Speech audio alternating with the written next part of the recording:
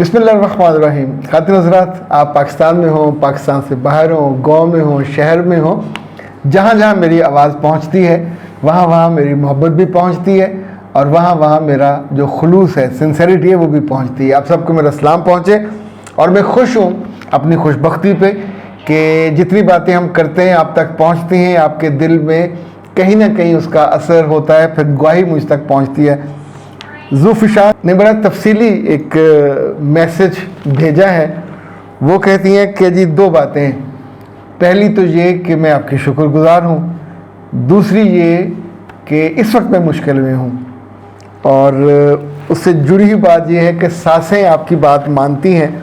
मुमकिन है ये बात उनमें से किसी सास के कानों में पड़े और वो अपनी बहू पे मेहरबान हो जाए।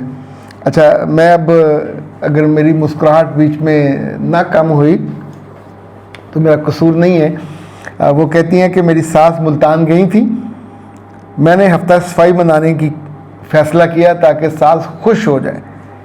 किचन के सारे काउंटर मैंने धुलवाए, बर्तन सारे धुलवाए, ज़ाहिर मेड उनके पास थी। खूब तैयारी अच्छी की, फ्रिज खुलवाया, फ्रिज में से हर चीज़ निकलवा के जमी बर्फ़ थी वो साफ़ कराई, जो छोटी छोटी पोटलियाँ थीं और ज़्यादा पुरानी थी उनको फेंक दिया। तरतीब से छोटे छोटे प्लास्टिक के वो जो होते हैं ना बर्तन, क्या कहना चाहिए, जिसमें डिस्पोजेबल होते हैं, उनमें चीज़ों को रख के सीक्वेंस में रखा। जिस रोज़ मेरी सास ने आना था मैं खूब तैयार हुई और बड़ी आई वॉज एक्साइटेड कि वो आएंगी, खुश होंगी, तारीफ़ करेंगी। मगर जब सास पहुंची तो ऐसे था जैसे वावरोला आया हो। अच्छा, जो गांव के रहने वाले हैं उन्होंने वावरोला देखा होगा। ये जब तेज़ हवा चलती है ना तो ऐसे ऐसे घूमने वाला वावरोला होता है।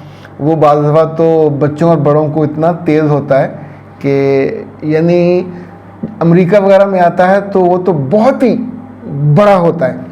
वो तो गायें भैंसें चीज़ें छतें उड़ा देता है। पाकिस्तान में इतने बड़ा नहीं होता, लेकिन ऐसे घूमता घूमता हर चीज़ अपनी लपेट में लेता जाता है। और मट्टी और ज़ाहिर शॉप पर यानी एक अजीब ऐसी कैफियत होती है, बाज़ दफ़ा तो बंदे को डर लगता है। उन्होंने वो तब्दीलियाँ देखी और बावाज़े बुलंद मेरे ससुर और मेरे मियाँ को मुखातब किया और कहा कि ए तेरी नो और तेरी बीवी, यानी ये इस घर में काम करवा करवा के मुलाजमों को घर से भगवा देगी। अच्छा, मैं ये सुन के लिटरली यानी ज़्यादा ज़ोर से मुस्कुराया कि वो जो ख़वातीन के बारे में कहते हैं ना कि जब नाराज़ हों तो फिर वो अपनी बहू से कहती हैं कि तुम आटा गूंथते हुए हिलती क्यों हो। अगर उनका मन हो तारीफ़ करने का तो किसी मामूली सी बात पे जो ना भी कि उस पर भी तारीफ़ कर दें, पर जब उनका मन नहीं होता तो फिर इस तरह ये मामला होता है। लेकिन प्यारे बच्चे, ज़ुफ़िशा, आपने दिल छोटा नहीं करना। बड़े दुश्मनी से ये नहीं करते, नादानी से भी नहीं करते, समटाइम अपनी आदत से मजबूर होते हैं। दे हैव द ओपिनियन के I am powerful, it's my jurisdiction, ये मेरा है हदूद अरबा और हदूद कार, इसमें मुझसे पूछे बिना पत्ता नहीं हिलना चाहिए। 20-25 साल किसी ने उनसे पूछा ही नहीं होता। जब वो बहू थी उनकी सास की चलती थी, अब 4-6 सालों से उनकी चलने लगी है। जब वो नहीं होंगी फिर भी कोई उनसे पूछेगा भी नहीं, याद भी नहीं करेगा। यानी ये जो सख्तियां हैं, सख्त लफ्ज़ हैं, इवन कोई नौकर भी याद नहीं करता। तो ऐसे में ए प्यारी सासों, दूसरों से इबरत पकड़नी चाहिए। क्या आपको ये सुन के अच्छा फ्रिज में चीज़ें दोबारा आ जाएंगी? यानी वो कौन सा आपको हरफ आखिर है कि जो चीज़ फेंक दी या तरतीब रखी थी, मतलब वो कोई ड्राइंग रूम था। वैसे औरतें जो पुरानी इतनी पक्की होती हैं कि मर्द जब नए नए शादीशुदा होते हैं, जवान होते हैं, सामान उनका आता है, बहुत घरों में इस बात पे फसाद होता है, क्या मेरा सोफ़ा नहीं तो हिलेगा, टेबल नहीं हिलेगा, चाहे वो आउटडेटेड क्यों ना हो। जो नया सोफ़ा, हर मर्द की ख्वाहिश होती है कि ड्राइंग रूम है, दोस्तों ने, ख़ानदान वालों ने आना है तो नया फर्नीचर आया है तो उसको वहाँ डेकोरेट किया जाए, वहाँ उसको उसकी डिस्प्ले पे रखा जाए, पुरानों को उठा दिया जाए। मगर नहीं मानते। अच्छा, इसी तौर पे अपनी पुरानी चारपाइयाँ, पुराने थके टूटे पलंग, उनको भी नहीं छोड़ती। जो नए आए होते उसको, यानी ऐसे घरों के बारे में मेरे पास क्या कहना चाहिए, फर्स्ट हैंड नॉलेज है कि जहाँ लड़की का जहेज़, खूबसूरत जहेज़ कहीं स्टोरों में, कहीं बरामदों में पड़ा पड़ा बारिशों से ख़राब हो गया। सासों ने अपनी ज़िद में कि मेरी मर्ज़ी है, मेरा घर है, मेरी मर्ज़ी की चीज़ें होंगी, उसको नहीं करने दिया। तो इसको कोई भी अक्लमंद, दानिशमंद, दानिश्वर या एक आम फहम का भी आदमी पसंद नहीं करेगा। आप को पता नहीं ये बात कैसे पसंद आ जाती है। अच्छा जी, ये एक मैसेज आया आज सुबह सुबह। अस्सलामुअलैकुम अख्तर भाई, अल्लाह ताला आपको सलामत रखे, आप हमारी ज़िंदगी में इसी तरह आसानियाँ बढ़ते रहें। एक मसला है जिसने मुझे पिछले एक हफ्ते से बहुत तंग किया हुआ है। मेरी छोटी सिस्टर है, उनकी शादी को 6 साल हो गए हैं, 2 बेटियाँ हैं। शादी के बाद मैंने उसे अपनी तरफ से 5 तोले सोना गिफ्ट किया था। तो उसका खामिद एक अयाश किस्म का बंदा है। उसकी ज़मीनें काफ़ी सारी थी, लेकिन वो बेच बेच के कभी गाड़ियाँ, कभी होटलिंग, इस तरह के उसके शौक़ हैं। दोस्त हैं उसके इस तरह के। अब मेरी बहन आई है तो उसने आते ही वाले साहब से कहा है कि मैं इस दफ़ा वापस नहीं जाऊंगी। तो बाद में पता चला है कि उसका खामिद, बल्कि वो खुद ही मेरे वाले साहब को बता के गया है कि मैंने सोना लेके बेच दिया है, जब मेरी बेटियां बड़ी होंगी तो मैं उन्हें बना दूंगा। तो जब मुझे पता चला तो मुझे गुस्सा भी बहुत आया कि मैंने उसकी बेटियों के लिए सोना नहीं दिया था, मैंने अपनी बहन को दिया था। बाद में मैंने अपने भाई से बात की है तो भाई गुस्सा हुए हैं और भाई कहते हैं तुम चुप कर जाओ कि बहन के लिए दिया था, तो बहन ने अपनी मर्जी से खुद दिया है, तो आप रिश्ता बचाने के लिए चुप कर जाएं। तो मुझे गुस्सा भी बहुत है। मैंने अपनी बहन की खुशी के लिए दिया था, तोहफे के तौर पे दिया था, इस मकसद के लिए तो नहीं दिया था।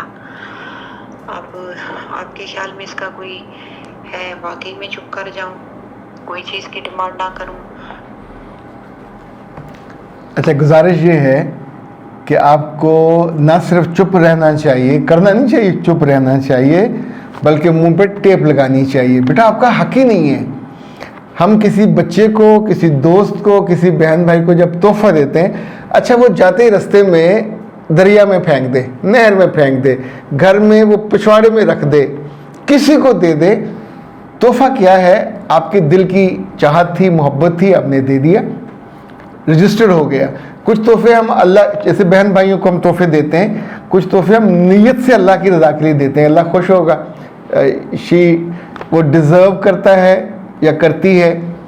कुछ हम दुनिया को दिखावे के लिए देते हैं। आपने 5 तोला जेवर दिया, आई डोंट नो आपकी नीयत क्या थी, पर तोहफा था, तोहफा दे दिया, लोगों ने आपकी तारीफ़ कर दी, बहन ने बड़ा जेवर दिया और आपकी भेजा भेजा और टौर बन गई, तो हो गया ना जी। देने के बाद वो उसको तुड़वा के अगले ही दिन नया डिज़ाइन का बना लें, बिस्मिल्लाह, उसकी मर्ज़ी। वो अपने मियाँ को दे दें, उसकी मर्ज़ी। वो बेच दें, उसकी मर्ज़ी। तोहफा देने के बाद किसी बहन भाई को ये हक नहीं पहुंचता कि उसको याद करे, जिताए। वो अपनी बेटियों को दे या ना दे, जो उनका मसला है। बहनें इस तरह की बातें करके अपने दिल को भी दुखी करती हैं, उनका घर भी क्या वो रिश्ता इस 5 तोले सोने पे अटका हुआ था? अगर वो अय्याश है, उसे गाड़ियों का शौक़ है, तो मेरे बच्चे गाड़ियाँ करोड़ों रुपए की आती हैं, लाखों की आती हैं, आम गाड़ी भी, और उसको रखने का भी खर्च होता है। तो आपकी बहन मज़े करती है ना, हर वक्त तो दोस्तों के साथ नहीं रहता, वो गाड़ी घर ही आती है, उसी पे वो जाते मज़े करते। होटलिंग किसके साथ करता? आपकी बहन के साथ, अपने बच्चों के साथ। तो इसको मसला ना बनाइए, ये लड़े किसी और बात पे है, उसको जानना ज़रूरी है, वो दूर हो। 5 तोले सोना अगर डिवोर्स की वजह बनेगा, अलहदगी की वजह बनेगा, तो अगली दफ़ा इस बहन को आपको 25 तोले देना पड़ेगा ना। अब अखराजात बढ़ गए हैं, वलीमा, शादियाँ, जेवर, कितने अखराज दुगने तिगने, और ज़िंदगी इतनी आसान नहीं होगी। अगली दफ़ा दूसरी शादी पे को मर्द इतने खाता पीता नहीं मिलेगा। तो याद रखिएगा, और भी कई सारी चीज़ें, कॉम्प्लिकेशंस हैं। लेकिन तोहफ़ा देने के बाद अल्लाह के रसूल सल्लल्लाहु अलैहि वसल्लम की जो हदीस मैंने पढ़ी वो ये है कि ऐसा ही है जैसे कोई थूक के उसकी वापसी का सोचे।